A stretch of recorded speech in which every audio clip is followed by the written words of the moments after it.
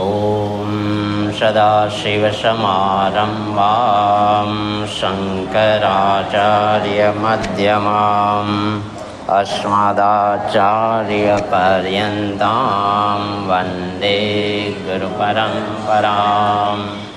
श्रुतिस्मृतिपुराणानाम् आलयं करुणालयं नमामि भगवत्पादं शङ्करं लोकशङ्करं शङ्करं शङ्कराचार्यं केशवं बादरायणं सूत्रभाष्यकृतो वन्दे भगवन्तो पुनः ईश्वरो गुरुरात्मेति मूर्तिभेदविभागिने व्योमवद्व्याप्तदेहाय दक्षिणामूर्तये नमः। ॐ सहना भवतु सहनौ भुनक्तु सह वीर्यङ्करवावहै तेजस्विनावधीतमस्तु वहै। ॐ शान्ति शान्ति शान्तिः। हरि ओं श्री गुरुभ्यो नमः। हरि ओम अथ श्रीमद् भगवद्गीता।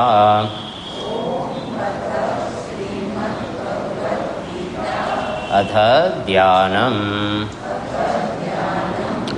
ॐ पार्थाय प्रतिबोधितां भगवता नारायणेन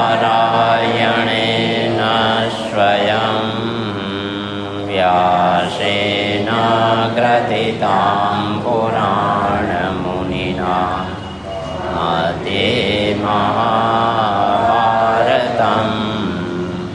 अद्वैतामृतवर्षिणीं भगवतीम् अष्टादशाध्यायिनीम् अम्ब त्वामनुसन्दधामि भगवद्गीते भवद्वेषिणीम् यं ब्रह्मा वरुणेन्द्ररुद्रमरुतः स्तुन्वन्ति दिव्यैस्तवैः वेदैशाङ्गपदक्रमोपनिषदे गायन्ति यं सामगाः ध्यानावस्थिततद्गतेन मनसा पश्यन्ति यं योगिनः यस्यान्तं न विदुषुरासुरगणाः देवाय तस्मै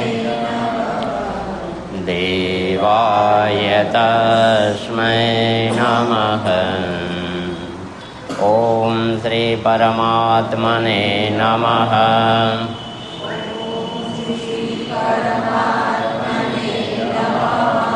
अथ प्रथमोऽध्यायः।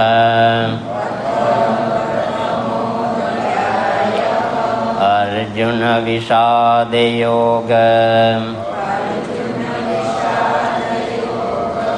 धृतराष्ट्र उवाच धर्मक्षेत्रे कुरुक्षेत्रे समवेतायुयुत्सवः मामकाः पाण्डवाश्चैव किमकुर्वत सञ्जय।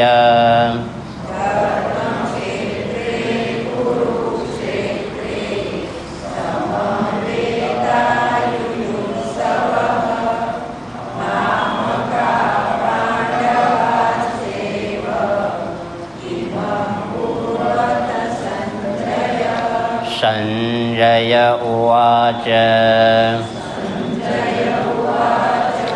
दृष्ट्वा तु पाण्डवानीकं व्यूढं दुर्योधनस्तदा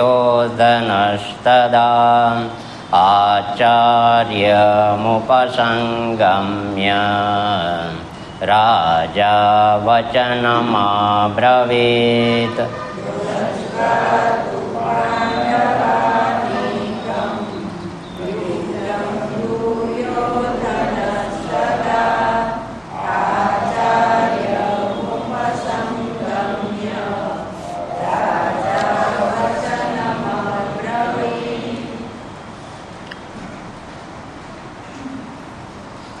શ્રીમદ ભગવદ્ ગીતા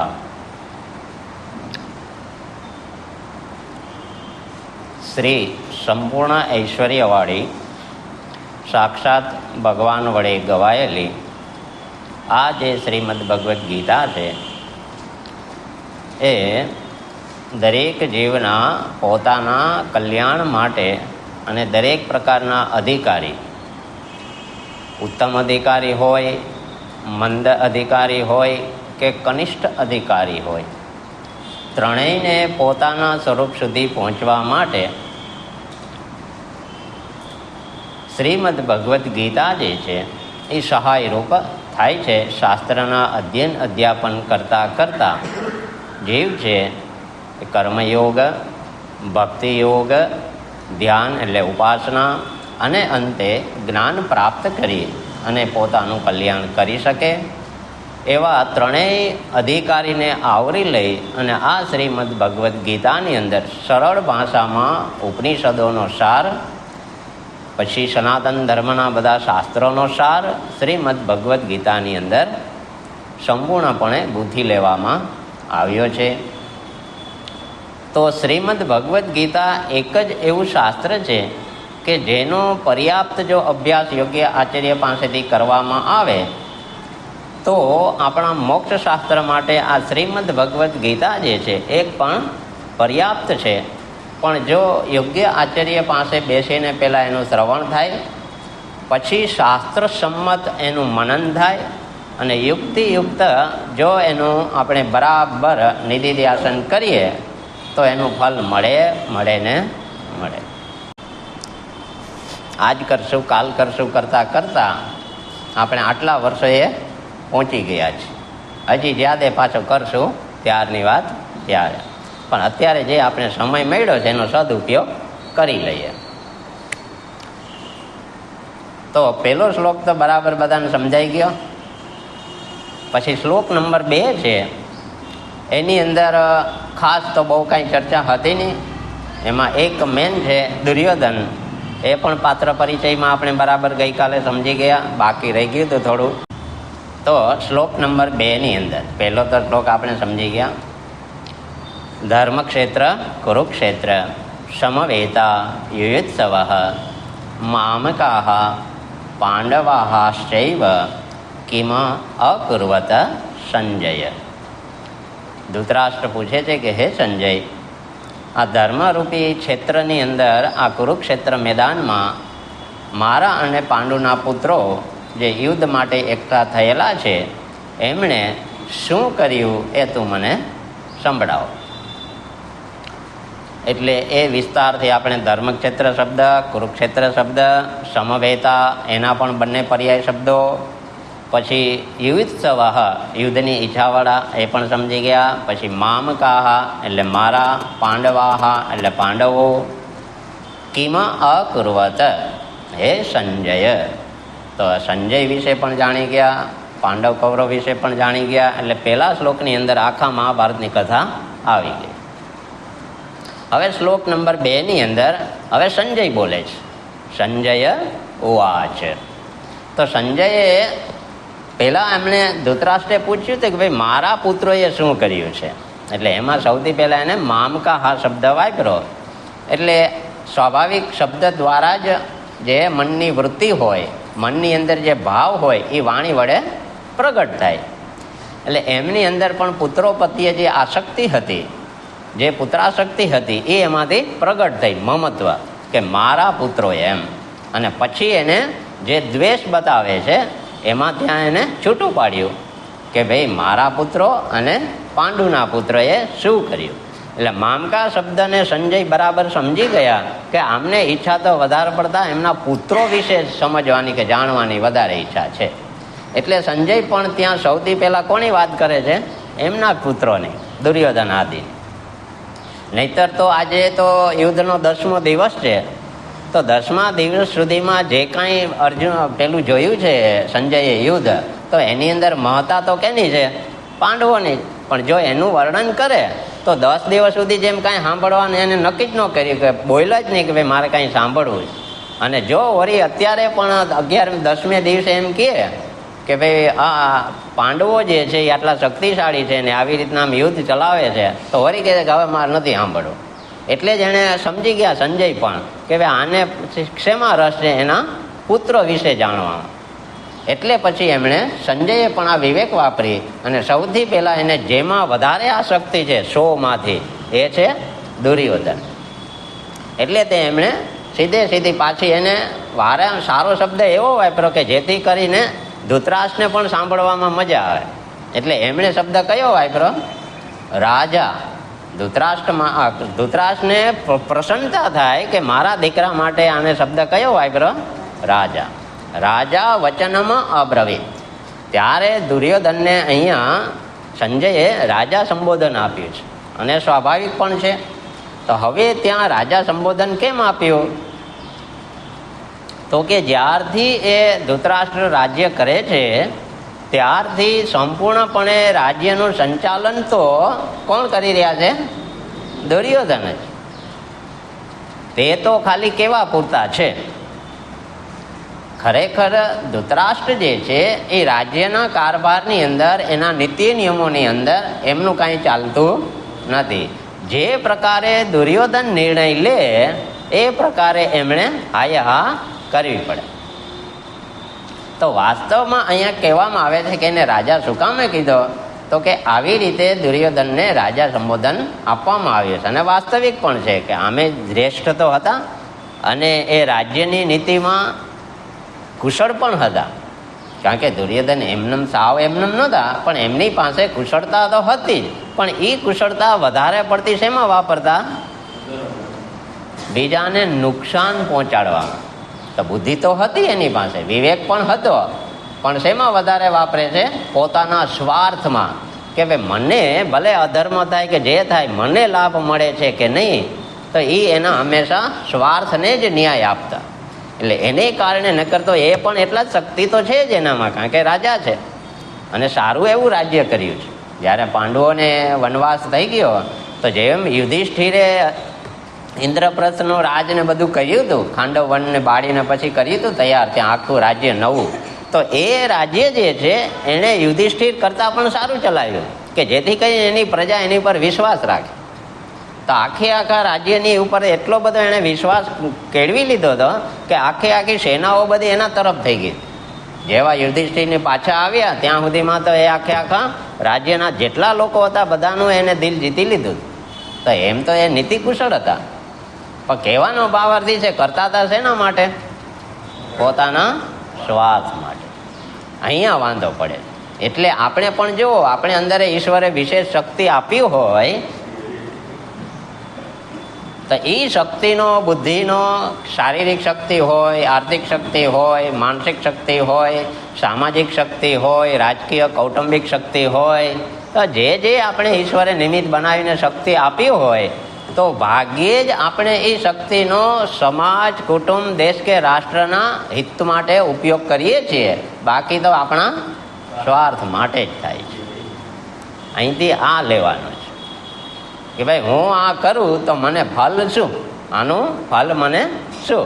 આપણે કંઈક ભાઈ એનું તમને કાંઈ ફલ નહીં, સમાજ રાજ તો કે તો એનાથી મારે શું? આપણો પ્રશ્ન અહીંયા છે. તો અહીંયા જ જે અત્યારે મહાભારત જે છે એ સવારે ઉઠી આપણે તે રાત્રે સૂઈએ ત્યાં સુધી મારી અંદર મહાભારત ચાલે છે. એને મારે જોવાનું કે ભાઈ હું આ મહાભારતની અંદરથી શું શીખ્યો, મેં શું ગ્રહણ કર્યું. તો કે મહાભારતની જે સ્થિતિ જે છે એ સ્થિતિ મારા મનની છે કે નહીં? તો ત્યાંય બધાના મન જ છે ને. ત્યાં સંજયનું મન, ધૃતરાષ્ટ્રનું મન, દુર્યોધનનું મન, અર્જુનનું મન, તો એના મનની અંદર જે વૃત્તિ છે એ પ્રગટ થાય છે, એ અત્યારે આપણે સાંભળીએ છીએ. તો આપણે પછી આપણા મનની વૃત્તિ સાથે આ મેચિંગ કરવાનું. ભાઈ મારા મનમાં આવું કાંઈ છે કે નહીં? તો કે હા, બધું બંધ બેસતું આવે છે.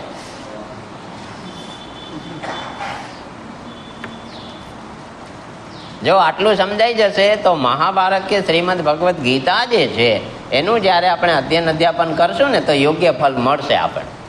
પણ આપણે શું કરીએ છીએ? માત્ર કથા વાર્તાની તરીકે જ આપણે એને લઈએ છીએ. એની અંદર ગુઢાર્થ જે છે ને વર્તમાનમાં આપણે એની સાથે જે કમ્પેરિઝન કરવું જોઈએ, મારા જીવનની સાથે સરખાવવું જોઈએ, એ આપણે સરખાવતા.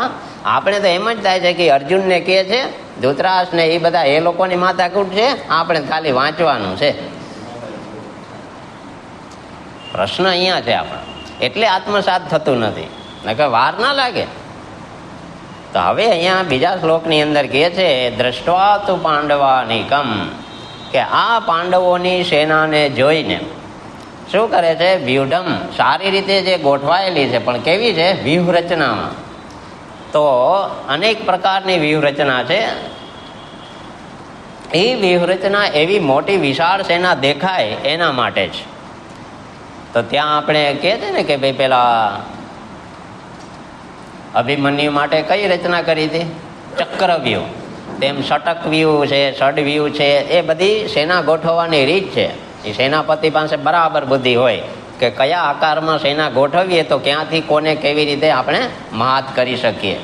તો એવી જ રીતના અહીંયા કહે છે કે અનેક જાત જાતના વ્યૂહમાં, રચનામાં ગોઠવાયેલી આ સેનાઓને જોઈને આ દુર્યોધન જે છે એ સેનાની વિશાળતા દેખાય છે ને, કે આમની પાસે છે તો 7 જ અક્ષોણી સેના, પણ એવી વ્યવસ્થિત ગોઠવી છે, કેવું લાગે છે? વિશાળ. એટલે હવે કહે છે કે આ સેના જોઈને પછી ક્યાં જાય છે? આચાર્યમ ઉપસંગમ્ય.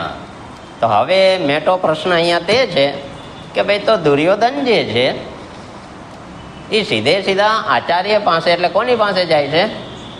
દ્રોણાચાર્ય પાસે. કોની પાસે જાય છે?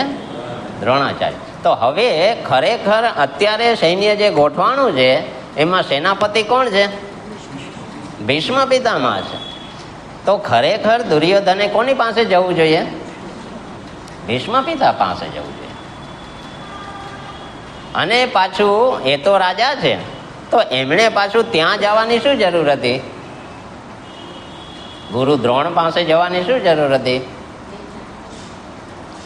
કારણ કે એમને ખબર છે કે યુદ્ધના મેદાનની અંદર જે મેન વ્યક્તિ હોય, કે જેમ કે સેનાપતિ છે, કે જે આગળ વ્યૂહરચનામાં ગોઠવાયેલા હોય, એનો મેન જે વ્યક્તિને સત્તા સોંપી હોય એ જગ્યાએથી પાછળ હટવા જોઈએ નહીં, નકર સૈન્ય છે એ અસ્તવ્યસ્ત થઈ જાય.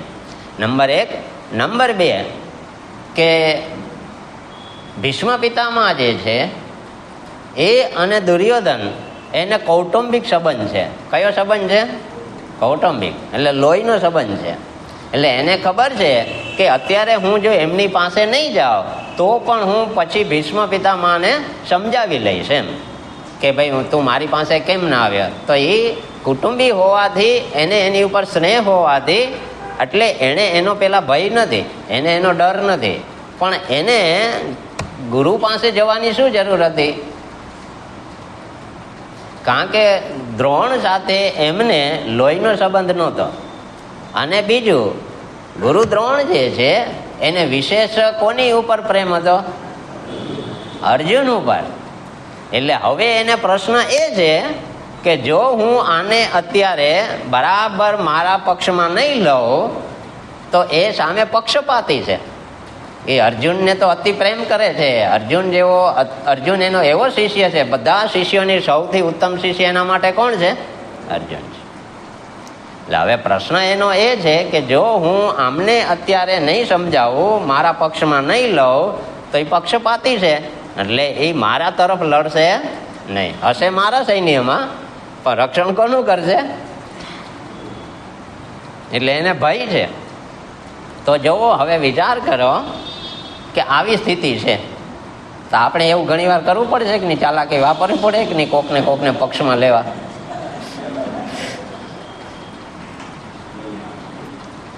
આ બહુ મહત્વનું છે. તો આ તો ચૂંટણી ક્યાંથી આવેલી આવે છે? વાસ્તવિકતા આપણી એ છે કે આપણે જ્યાં છે જેવા છીએ તે પ્રકારે ત્યાં કેમ નથી રહી શકતા? તો કે આપણો સ્વાર્થ જે છે ને એ અહીંયા નડે છે આપણે. એટલે હવે અહીંયા આ દુર્યોધન જે છે એ ત્યાં ગુરુ પાસે એટલે જાય છે કે એમને ખબર છે કે જો હું અત્યારે આમને મારા પક્ષમાં નહીં લઉં તો યુદ્ધ ચાલુ થઈ જશે. પછી એ પક્ષ તો કોનો ખેંચશે? અર્જુનનો જ. અને ભીષ્મ પિતામહ જે છે એ તો આમે અર્જુન પક્ષે કે પાંડવ પક્ષે તો અતિ સ્નેહી છે, પણ એને ખબર છે કે સેનાપતિ તરીકે છે એટલે આ તરફ જ ઊભા રહેવાના, સામે તો જવાના નથી. એટલે બીજા એમને કે ભાઈ આપણે જે ધૃતરાષ્ટ્ર જે છે એ એમના જ્યેષ્ઠ પુત્ર હોવાથી, અત્યારે રાજા હોવાથી, રાજા તરીકે પણ એનું કર્તવ્ય હતું કે ગુરુ પાસે સામે ચાલીને જવું જોઈએ. અને ત્યાં ભીષ્મ પિતામહ હતા એટલે એ ગુરુ પાસે ચાલીને જાય છે શાસ્ત્રના નિયમ પ્રમાણે. તો ત્યાં દુર્યોધન જે છે એ દ્રોણ પાસે જવાના આટલા બધા કારણો લઈને જાય છે. એક તો એને પક્ષપાત છે, એના માટે થઈને એને અત્યારે પોતાના પક્ષમાં લેવાના છે. બીજું કે જે તે યુદ્ધ સમયે ત્યાંના મુખ્ય સૈનિકો છે એ આગળ પાછળ થવા જોઈએ નહીં. અને ત્રીજું છે કે ગુરુને મળવું હોય તો સામેથી જ આવવું જોઈએ ને એને ફોન કહીને કહી દે ને કે આવી જાજો ટાઈમ હોય તે. એટલે એટલે જાય છે શાસ્ત્રની પરિપાટી રૂપે. તો એ નિયમને કારણે એ ત્યાં જાય છે. હવે અહીંયા કહે છે કે આચાર્યમ ઉપસંગમ્ય. હવે આચાર્ય કોણ છે? ગુરુ દ્રોણાચાર્ય. એ ભણી ગયા તક બાકી છે? બાકી છે.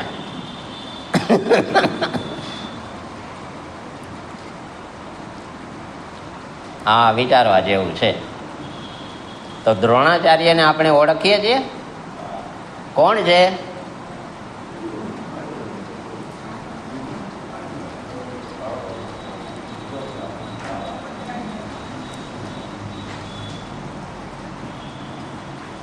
દ્રોણાચાર્ય કોણ છે?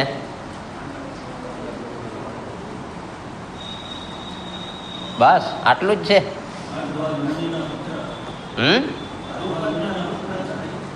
પછી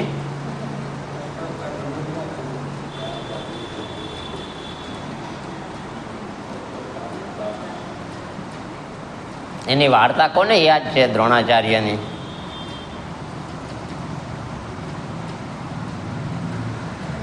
કે ભાઈ આપણે તો પાઠ કરવાથી કામ ને, જેમ રોટલાના ટપાકાથી શું કામ, આપણે તો રોટલાથી કામ ને. સ્વાભાવિક છે. તો આ તો પાત્ર પરિચય છે માત્ર. એ તો આપણે તો આમાંથી આધ્યાત્મિક સાર જ લેવાનો છે. કોઈ આપણે બહુ એ બધાની સ્ટોરી યાદ રાખવાની જરૂર નથી. આ તો અમસ્તુ આપણે પોતાને ખ્યાલ આવે કે ભાઈ મહાભારતમાં આટલા મહારથીઓ હતા, આટલી મહાન વિભૂતિઓ હતી, તોય એ લોકોની જો આવી પરિસ્થિતિ થઈ તો પછી અત્યારે વર્તમાનમાં આપણી તો શું કથા એમ.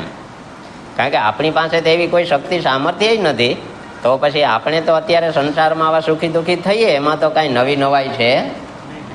ત્યાં તો આટલા દેવી બધા શક્તિશાળીઓ હતા, છતાં એની હાલત જો આવી થઈ હોય એ સમયે દ્વાપર યુગના અંતમાં, તો અત્યારે તો કલી ચાલે છે. તેમાં આપણો કાંઈ વાંક નથી. એટલે પછી બહુ એની પિક્ચરની સ્ટોરીમાં પડવું નહીં, પણ એમાંથી જે સાર છે ને એ લેવાનો છે. બરાબર છે.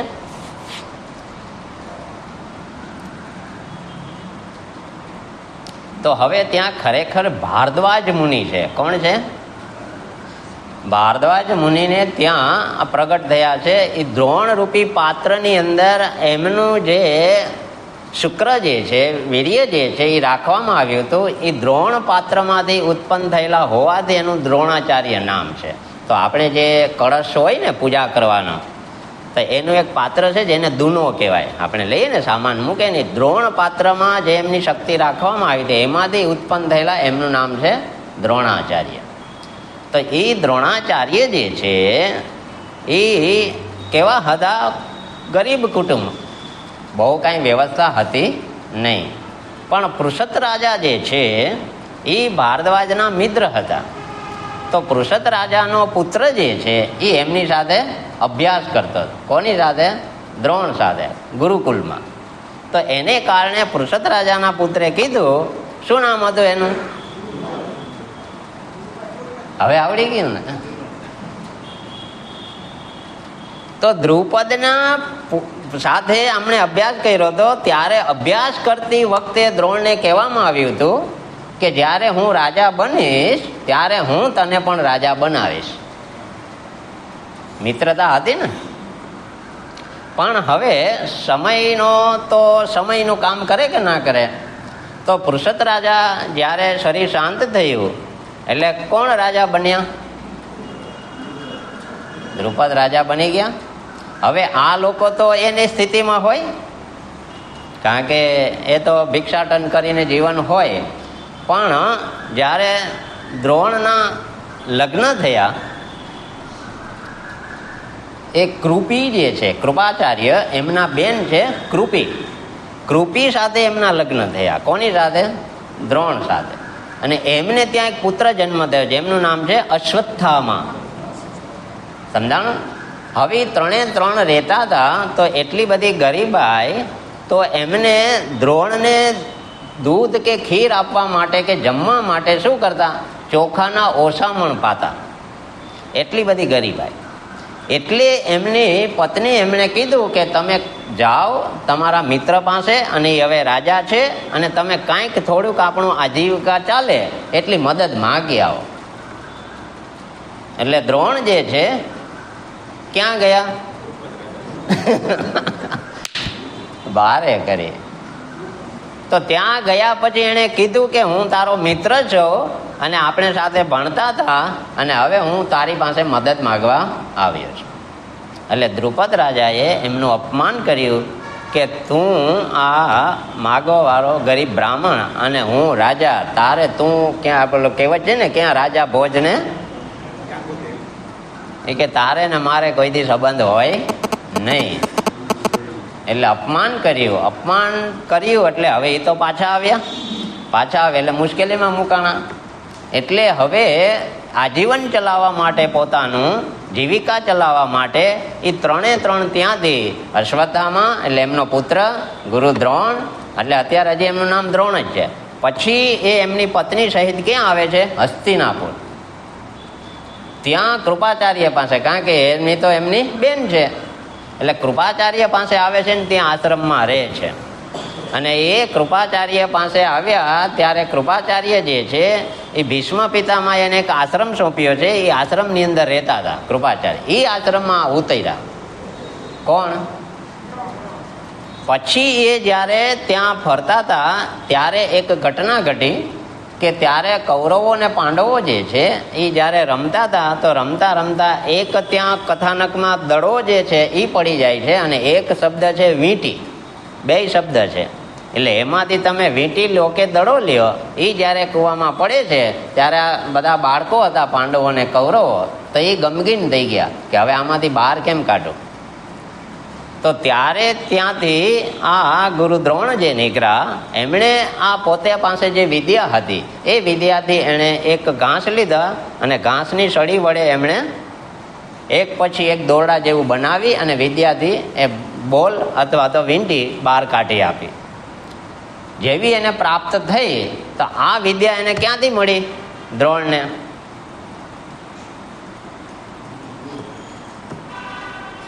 એમના પિતા પાસે તો એમને શાસ્ત્રની જ વિદ્યા મેળવી હતી, પણ અસ્ત્ર શસ્ત્રની વિદ્યા માટે જ્યારે પરશુરામે સંપૂર્ણપણે આખા પૃથ્વીની અંદરથી જે કાંઈ પ્રાપ્ત કર્યું હતું એ જ્યારે બધાને દેવાનું એણે શરૂ કર્યું ત્યારે એ લેવા ગયા હતા. દ્રોણાચાર્ય એને કાંઈક જોતું હતું કે ભાઈ હું કાંઈક એની પાસેથી માગી આવું, પણ એ જે દિવસે લેવા ગયા ત્યાં સુધીમાં તો બધું દેવાઈ ગયું હતું. માત્ર અસ્ત્ર શસ્ત્ર અને વિદ્યા વધી હતી. બાકી બધું જે કાંઈ ધન સંપત્તિ જે કાંઈ ભેગું કર્યું તે દેવાઈ ગયું દાનમાં. તો આમણે કીધું કે ભાઈ મને કાંઈક આપો. તો કે હવે તું આવ્યો મોડો, દેવાનું તે બધું દેવાઈ ગયું, હવે મારી પાસે આ છે. એટલે એમણે કીધું કે મારે એની જ જરૂર છે, કે મને અસ્ત્ર શસ્ત્રના 3 પ્રકાર છે, કે એક જે ગુહ્ય વિદ્યા હોય એ મને આપો, ગોપનીય વિદ્યા, અને અસ્ત્ર શસ્ત્ર ચલાવવામાં અને પાછું વાળવાની વિદ્યા પણ મને આપો. તો 3 પ્રકારની એ વિદ્યા લીધી કોની પાસેથી? પરશુરામ પાસેથી. એટલે એ લઈને આવ્યા હતા ને એ વિદ્યાનો ઉપયોગ એણે અહીંયા કર્યો કે ભાઈ અદ્રશ્ય વસ્તુ જે કૂવામાં દેખાતી નથી ને કેવી રીતે બહાર કાઢવી, એને પછી દર્ભને મંત્રિત કરીને બહાર કાઢી, કે બોલ કાઢ્યો કે વીંટી કાઢી. તો આ જે શું છે? વિદ્યા બતાવી. હવે આવી વાત જ્યારે હસ્તિનાપુરની અંદર થઈ કે ભાઈ કોઈ એક આવ્યા છે મહારાજ, એણે આવું કામ કર્યું છે, એટલે એને ખબર પડી ગઈ કોને? ભીષ્મ પિતામહને, કે ભાઈ આવું તો બીજું કોઈ કરી ના શકે, એ કોણ હોવા જોઈએ? દ્રોણાચાર્ય. એટલે એણે પૂછ્યું ક્યાં છે? તો કે એ ક્યાં રહે છે? તો કે આપણા આશ્રમમાં જ. એટલે અહીંયા મળવા આવ્યા અને પછી એમણે કીધું કે હવે તમે અમારા બાળકોને આ અસ્ત્ર શસ્ત્રની વિદ્યા શીખડાવો. પછી જ્યારે એમણે એ શીખડાવવાનું ચાલુ કર્યું ત્યારે આજુબાજુના બધા દેશના રાજાઓ છે એ એમના કૌરવો, એના કુમારોને ત્યાં આ અસ્ત્ર શસ્ત્રની વિદ્યા દ્રોણ પાસે શીખડાવવા માટે મોકલ્યા અને એમણે વિદ્યા શીખડાવવાનું શરૂ કર્યું. એટલે એ દ્રોણમાંથી દ્રોણાચાર્ય ગુરુ બન્યા. એટલે કુલગુરુ જેમ છે કૃપાચાર્ય, એમ આ અસ્ત્ર શસ્ત્ર વિદ્યા ભણાવવાથી એમણે આ બિરુદ મળ્યું ગુરુનું. તો ગુરુ દ્રોણાચાર્ય. તો હવે એ આ વિદ્યા જે છે બધાને ભણાવતા. તો એક સમય એમણે જ્યારે કોણ આવ્યો? એકલવ્ય. કોણ આવ્યો એમની પાસે? એકલવ્ય. એમણે કીધું કે ભાઈ મારે પણ અસ્ત્ર શસ્ત્રની વિદ્યા શીખવી છે. એટલે એમણે કીધું કે ભાઈ તમે છો આ ક્ષત્રિય નથી, એટલે હું તમને શીખડાવીશ નહીં. તો એકલવ્યએ શું કર્યું કે ભાઈ એમને ચાખડી લઈ, એટલે કે એમની પાદુકા લઈ અને જતા રહ્યા પોતે જંગલમાં, અને ત્યાં એમણે ગુરુ દ્રોણની મૂર્તિ બનાવી અને એમની પાસેથી પ્રણામ કરીને રોજ પોતે જાતે અભ્યાસ કરતા. એટલે એમણે ગુરુની મૂર્તિ કરી. એમ કરતા કરતા એને આ સિદ્ધિ પ્રાપ્ત થઈ ગઈ. કોને? એકલવ્ય. પછી જ્યારે ગુરુ દ્રોણ છે એ શિષ્યોને લઈને જ્યારે જંગલમાં નીકળે છે ત્યારે ત્યાં કૂતરું ભસે છે. પણ એ સમયે એકલવ્યએ શું કર્યું? કૂતરાના મોઢાની અંદર એવા બાણ માર્યા કે એને વાગે પણ નહીં અને ભસે પણ નહીં. તો ગુરુ દ્રોણ જે છે એ આશ્ચર્યમાં પડી ગયા કે આવી શસ્ત્ર વિદ્યા તો હજી કે મેં અર્જુનને નથી શીખડાવી, આવો શક્તિશાળી કોણ? એટલે એ શોધતા શોધતા આવ્યા તો અહીંયા કોણ છે? એકલવ્ય. ગુરુ તો ગુરુ છે, પણ હવે અસ્ત્ર શસ્ત્ર વિદ્યા ને રાજ વિદ્યા કે રાજની અંદર હોય ને, એટલે થોડીક રાજની અસર તો હોય કે ન હોય અંદર. એટલે હવે જ્યારે એકલવ્યએ કીધું કે ભાઈ આ વિદ્યા તો હું આપની કૃપાથી મેળવી છે, મેં આ વિદ્યા આપની કૃપાથી, કે તમારી કૃપાથી મને પ્રાપ્ત થઈ છે. હવે આ આશ્ચર્ય જોઈ અને એની અંદર ભાવ એ જ આવી ગયો કે આ તો મારા અર્જુન કરતા પણ આગળ છે. એટલે એમણે કીધું જો તું મને ગુરુ માનતો હોય અને જો તે વિદ્યા શીખી હોય તો મને ગુરુ દક્ષિણા આપ. તો કે માગી લ્યો જે ગુરુ દક્ષિણા જોતું હોય. તો કે મને તારા જમણા હાથનો અંગૂઠો આપી. અને ખબર પડી કે જો અર્જુન કરતા તૈયાર થઈ જશે તો એ મને પોસાશે, એટલે એનો અંગૂઠો કપાઈ નહીં. ક્યાંક આપણે તો આવું નથી કરતા ને, આટલો જ સાર લેવાનો છે. પછી કથા યાદ હોય કે ના હોય, આપણે કથારે કોઈ લેવા દેવા નથી. કેમ કે એ તો ઘટના ઘટી ગઈ ને 5000 વર્ષ થઈ ગયા. હવે એને આપણે શું લેવા દેવા? આપણે લેવાનું છે આ જ કે અત્યારે મારા જીવનમાં ગીતા મને કેવી રીતે ફળ આપે. અને આ જો આપણે વિચાર નહીં કરીએ તો મને કાંઈ ફળ નહીં મળે. હું ગમે એટલી વાર પૂરી કરી જઈશ તોય. તો મારી અંદર જે આવી આસુરી સંપત્તિ પડી છે એને શું હું દબાવી શકું છું કે મને દબાવી દે છે? તો કે હું દબાઈ જાઉં છું.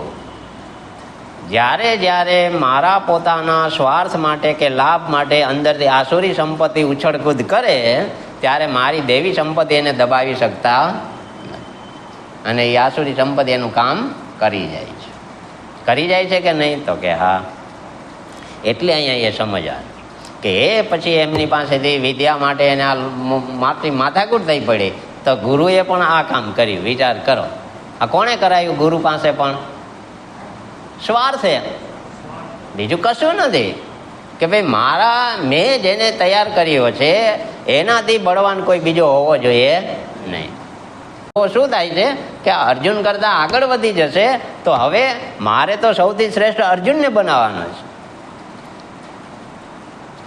આ વિચારવાનું છે કે જ્યારે આપણાથી કોઈક ચડિયાતી શક્તિ હોય તો આપણે ઈર્ષા થાય છે. આ ઈર્ષાનો જ પ્રોબ્લેમ છે.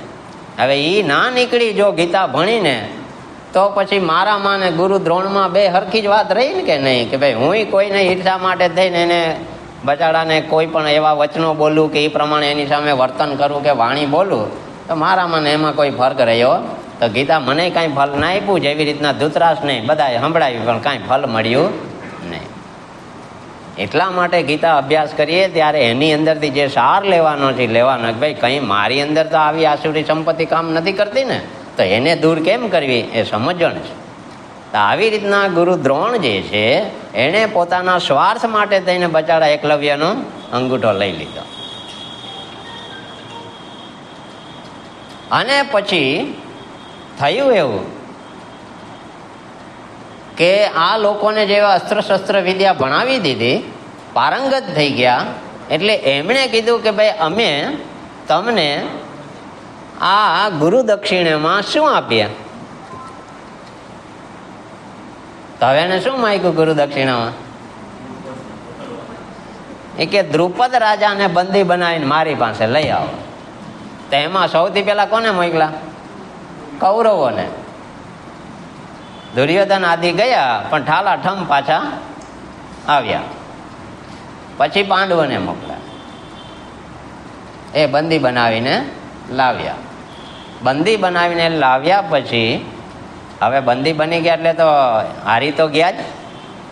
છતાં ગુરુ દ્રોણે શું કામ કર્યું કે હવે અડધું રાજ્ય તારું, અડધું રાજ્ય મારું, અને હું તને નિર્ભય આપી દઉં છું. હવે હું તારી પર ચડાઈ પણ નહીં કરું, મારો તને ભય પણ નહીં રહે, હું તને મુક્ત કરું છું, અડધું રાજ્ય તું ચલાવ. હવે એનો મગજ જાય કે ન જાય?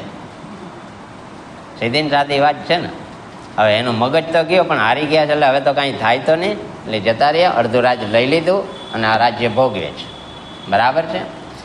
હવે ઓનો મગજ તો ગયો છે કે આનું શું કરવું? એટલે ગુરુ દ્રોણ જે છે એ જ્યારે યુદ્ધના મેદાનની અંદર હોય છે ત્યારે આ દ્રુપદ રાજાએ પોતે આને મારવા માટે શું કામ કર્યું હતું? એક યજ્ઞ કર્યો હતો. યજ્ઞમાંથી જે પુત્ર ઉત્પન્ન કર્યો જેનું નામ છે ધૃષ્ટદ્યુમ્ન અને બીજું દ્રૌપદી. તો ધૃષ્ટદ્યુમ્નને સ્પેશિયલ આના મૃત્યુ જ માટે ઊભો કરેલો છે.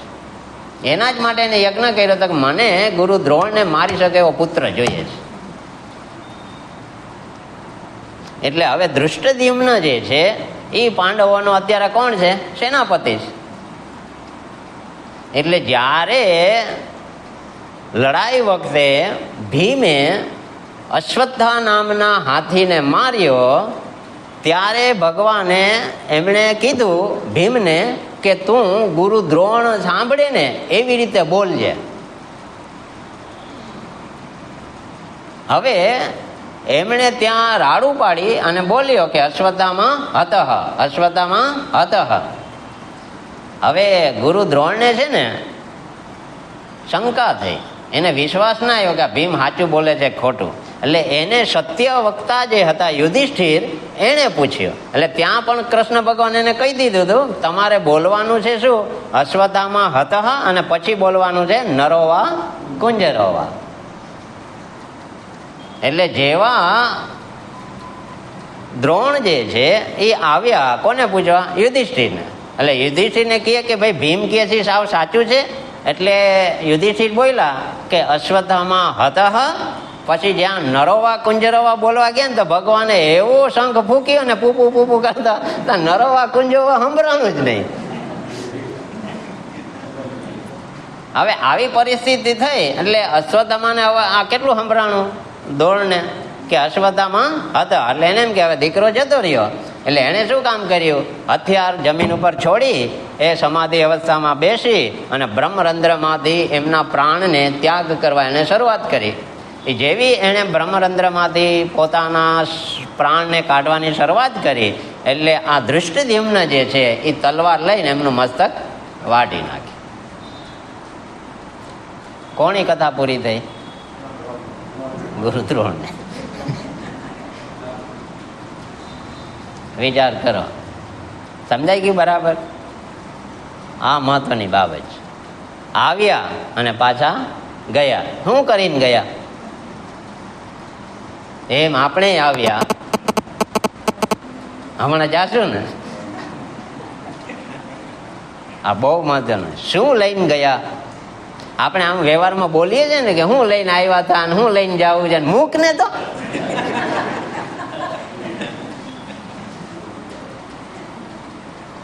હા, બહુ મહત્વ. એ ખાલી કેવા પૂરતું છે? બોલો, હું લઈને આવ્યા હતા, હું લઈને જવાના.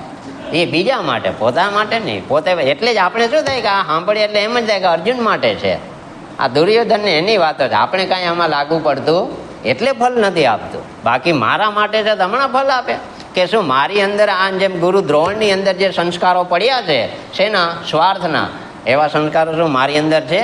તો આવડી મોટી હસ્તી છે ને એની અંદર જો આવી લાલચો હોય ને આવા સંસ્કારો હોય તો આપણી તો શું કથા? તો હવે એની આ હાલત એણે કરી તો આપણી હાલત કેવી કરશે? આપણી પાસે તો એવી કોઈ શક્તિ હોય નથી. આ વિચારવાનું છે. એટલે હવે અહીંયા કહે છે કે આચાર્યમ ઉપસંગમ્ય. કોઈ આચાર્ય હતા? દ્રોણાચાર્ય. એની આવા હતા, એની પાસે ગયા. કોણ? દુર્યોધન. સમજાણું ને બરાબર? હવે આવા આચાર્ય પાસે ગયો હતા. હવે ત્યાં કહેવાનો બાબત એટલો છે કે એ લોકોની આખી સેનાની અંદર બધી જગ્યાએ મતભેદ છે.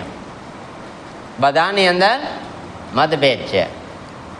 ગુરુ દ્રોણ જે છે, ગુરુ કૃપાચાર્ય જે છે, ભીષ્મ પિતામહ છે, એ ઉભય પક્ષી છે. કેવા છે?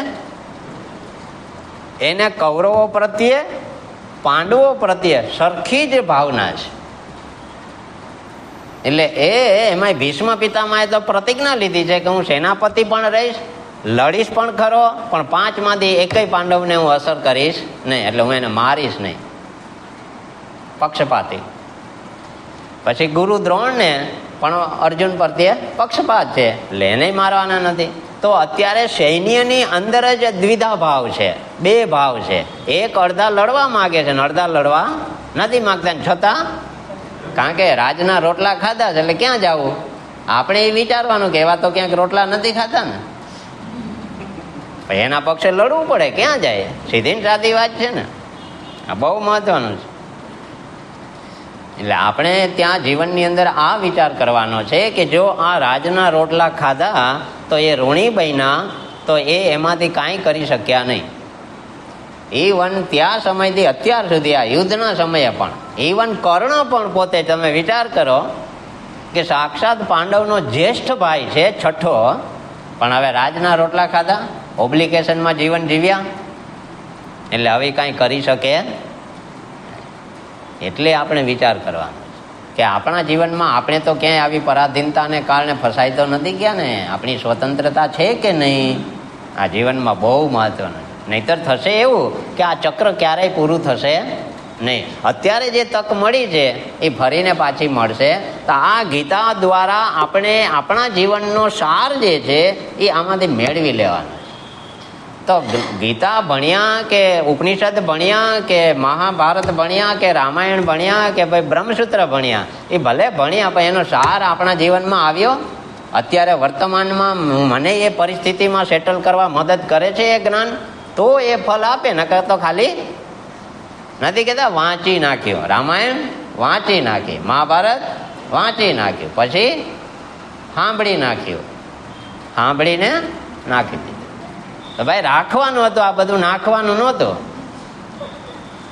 જો રાખ્યું હોત ને તો ફલ આપત.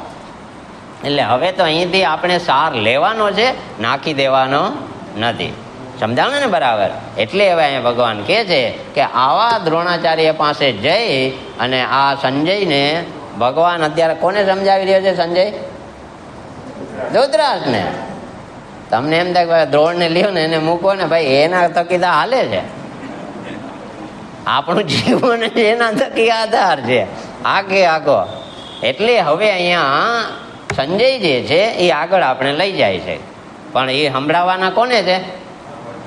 એના માટે. એટલે હવે શું વચન બોલે છે એ કહે છે શ્લોક નંબર 3 ની અંદર. પશ્યેતામ પાંડુપુત્રાણામ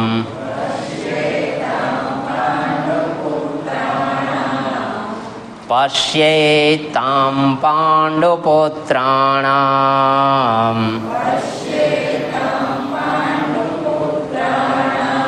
આચાર્ય મહતિમ ચમું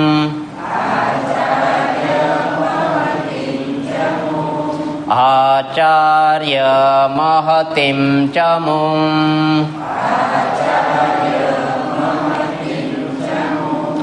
વ્યુઢામ દ્રુપદપુત્રેણ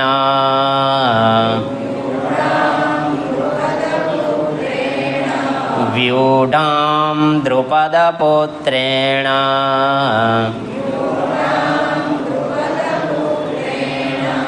તવ શિષ્યેણ ધીમતા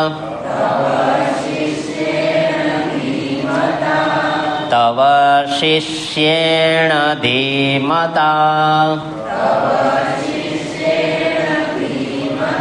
પશ્યેતામ પાંડુપુત્રાણામ આચાર્ય મહતિમ ચમું વ્યુઢામ દ્રુપદપુત્રેણ તવ શિષ્યેણ ધીમતા.